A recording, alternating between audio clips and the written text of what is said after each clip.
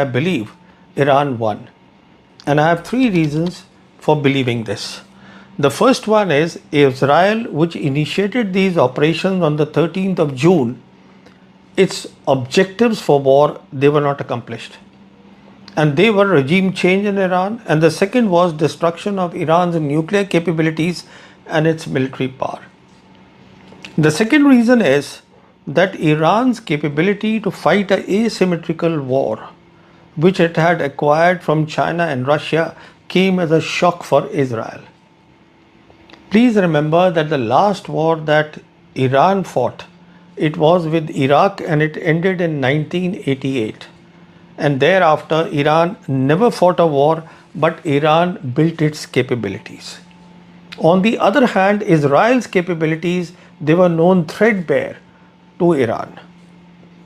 And the third reason is Iran was prepared for a long haul because it had the production capabilities of various type of missiles. On the other hand, Israel was not prepared for anything more than a short war, because we saw in the first week itself, reports started coming in that Israel was short of interceptors and Prime Minister Netanyahu was keen to drag President Trump into the war with Iran. So the lesson here is never start a war without knowing the enemy's science and art of war, which is the enemy's capabilities and how they will be used. It's important. It is clear that Iran's military strategy has 5 lines of offense. The first one are the Iran proxies. We know that Hezbollah and Hamas, they have been sufficiently weakened over a period of time, but the Houthis in Yemen, they still remain a potent force with a capability and resolve to support Iran when needed. In the 12 days, the Houthis fired a drone and they fired 3 ballistic missiles. So this threat that they give to the shipping in the Red Sea and the Strait of Bab al-Mandeb is real, and so this first line of offense of Iran is very much there. The second line of offense of Iran is the Iran option itself of a blockade of the Persian Gulf. Now Iran has the capabilities, it has the mines to put them at the seabed, and it has hundreds of small boats, and it has midget submarines, something like 24. Now midget submarines are very small submarines that operate very well in the shallow waters of the Persian Gulf. When you put the torpedoes and the anti-ship ballistic missiles on the midget submarines and the small boats, they become a very potent force, and therefore this line of offense of the Iranians is very much there. The next line of offense are the American bases in the Middle East, where something like 50,000 of American troops are there. This used to be at one time the deterrence of the US military in the region, but after the 12-day war, it has become a vulnerability of the Americans.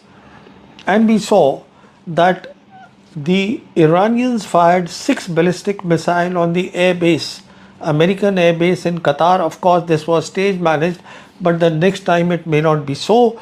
So it is now a vulnerability of the Americans, and I won't be surprised if President Trump, as part of its reduction of forces, the American forces may reduce the forces in the Middle East. But for the Iranians, this is a very effective line of offense. The next one are the capabilities of the two sides in the virtual domain of war. Now this is very important, and what I noticed it that the Iranians had a comparative capability in the virtual domains of war to the Israelis, which is good news for Iran. Now it all started with the cyber capabilities. You all may remember that the first software weapon to damage the physical infrastructure, it was created by the Israelis and the Americans, called Stuxnet in 2010, and it was used to damage the centrifuges of the Iran nuclear program, and something like 20% of these centrifuges were damaged or destroyed, and the whole program of the Iranians nuclear program was pulled back by a couple of years. Since then, the Iranians have paid a lot of importance to cyber, and with help from China and Russia. Then in electronic warfare also, the Iranians had good capabilities, and as far as space is concerned, whereas the Israelis use the American GPS, the Iranians use the Chinese Beidou for their precision firing. As I have repeatedly said, these three virtual domains of war are the key to being in the war, to being in the game, which is the electromagnetic spectrum or the electronic warfare, cyber and space. So Iran has those capabilities comparable to the Israelis. Now the last one and the most important one is Iran's asymmetrical warfare, its capabilities and its how it will use them, the tactics of it. Now this, as I said, is not known to the Israelis.